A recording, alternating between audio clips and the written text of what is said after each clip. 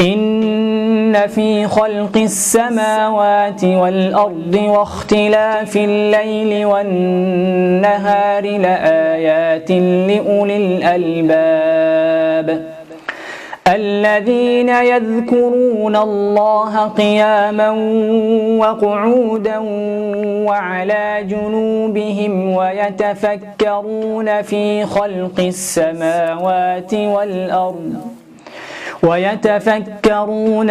خلق السماوات والأرض ربنا ما خلقت هذا باطلا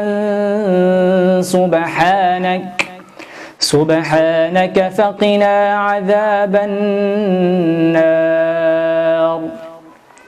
ربنا إنك من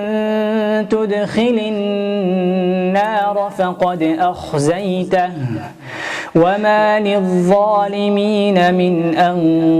أنصار ربنا إننا سمعنا مناديا ينادي للإيمان أن آمنوا بربكم فآمنا ربنا فاغفر لنا ذنوبنا وكفر عنا سيئاتنا وتوفنا مع الأبرار ربنا وآتنا ما وعدتنا على رسلك ولا تخزنا يوم القيامة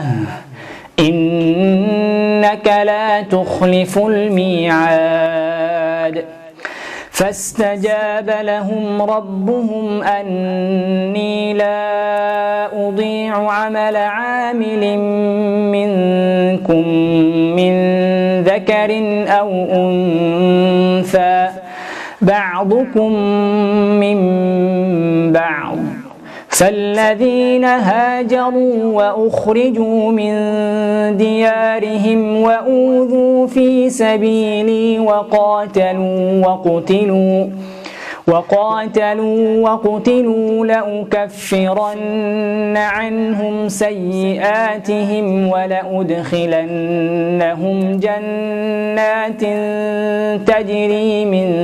تحتها الأنهار ثوابا من عند الله والله عنده حسن الثواب لا يغرنك تقلب الذين كفروا في البلاد متاع قليل ثم مأواهم جهنم وبئس المهاد لكن الذين اتقوا ربهم لهم جنات تجري من تحتها الأنهار خالدين فيها نزلا من عند الله وما عند الله خير للأبرار وإن من أهل الكتاب لمن يؤمن بالله وما أنزل إليكم وما أنزل إليهم خاشعين لله لا يشترون بآيات الله ثمنا قليلا أولئك لهم أجرهم عند ربهم إن الله سريع الحساب يا أيها الذين آمنوا اصبروا وصابروا ورابطوا واتقوا الله لعلكم تفلحون.